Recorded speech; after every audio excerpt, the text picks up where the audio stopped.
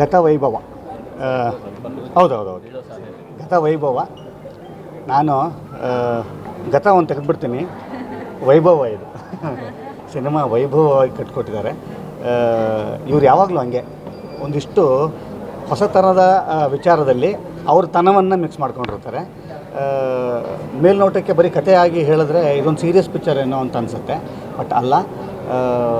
ಭಾಳ ಲೈಟ್ ಹಾರ್ಟೆಡಾಗಿ ನಿಮಗೆ ಒಂದು ತುಂಬ ಗಾಢವಾದಂಥ ಕಥೆಯನ್ನು, ತುಂಬ ಡೆಪ್ತ್ ಇರೋವಂಥ ಕಥೆಯನ್ನು ಲೈಟರ್ ವೇನಲ್ಲಿ ಹೇಳೋವಂಥ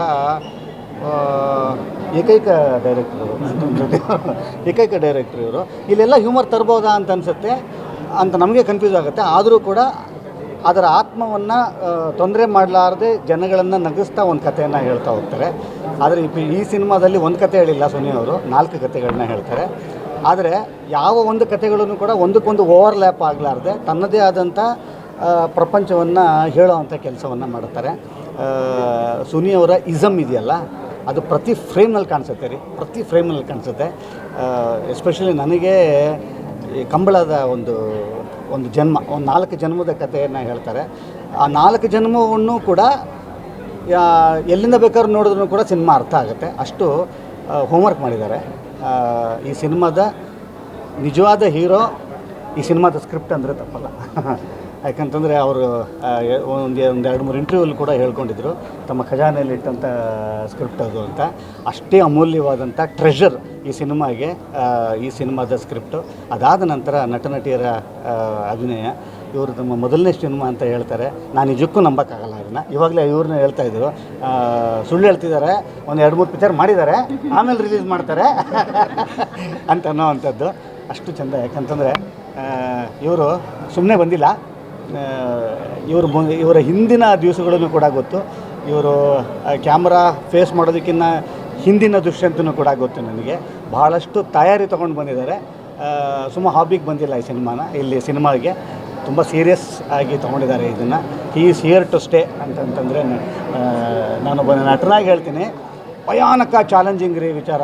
4 ಜನ್ಮ ಬರುತ್ತೆ, 4 ಜನ್ಮದಲ್ಲೂ 4 ವಿಭಿನ್ನವಾದಂಥ ಒಂದು ಲೋಕವನ್ನು ಸೃಷ್ಟಿ ಮಾಡ್ತಾರೆ. ಪೈರಟ್ಸ್ ಆಫ್ ದಿ ಕೆರಿಬಿಯನ್ಗೆ ಹೋಗ್ತಾರೆ, ವಾಸ್ಕೋ ಡ್ಯಾಮಾಗೆ ಹೋಗ್ತಾರೆ, ಮತ್ತು ಒಂದು ಮಿಥಾಲಜಿಗೆ ಹೋಗ್ತಾರೆ. ಅದಾದ ನಂತರ ಕಂಬಳ ಅಂತನ್ನುವಂಥ ಒಂದು ಲೋಕಕ್ಕೆ ಬರ್ತಾರೆ. ಅದನ್ನು ದಾಟಿ ಪ್ರೆಸೆಂಟಿಗೆ ಬರ್ತಾರೆ. ಒಬ್ಬ ನಟನಿಗೆ ಅವನ ಹೆಗಲ ಮೇಲೆ ಎಷ್ಟು ಭಾರ ಇತ್ತು ಅಂತ ನನಗೆ ಚೆನ್ನಾಗಿ ಗೊತ್ತು. ಆದರೆ ಅದನ್ನು ಮೊದಲನೇ ಸಿನಿಮಾದಲ್ಲೇ ಹಿಂಗೆ ತೊಗೊಂಡಿದ್ದಾರೆ ಅಂತಂದರೆ ಅದು ಸುಮ್ಮನೆ ಹಿಂಗೆ ಆಗಲ್ಲ. ಅದು ಅದ್ರ ಹಿಂದೆ ಅವ್ರು ಕೆಲಸ ಮಾಡಿದಂಥ ಪರಿಶ್ರಮ ಅದು. ಆಶಿಕ್ ಅವರು, ಇದು ನಾನು ಅವರು 2 ಸಿನಿಮಾ ಅವ್ರ ಜೊತೆಯಲ್ಲಿ ಕೆಲಸ ಮಾಡಿದ್ದೀನಿ. 3 ಸಿನಿಮಾ 2 ಇವ್ರ ಜೊತೆಲೇ ಮಾಡಿದ್ದೀನಿ.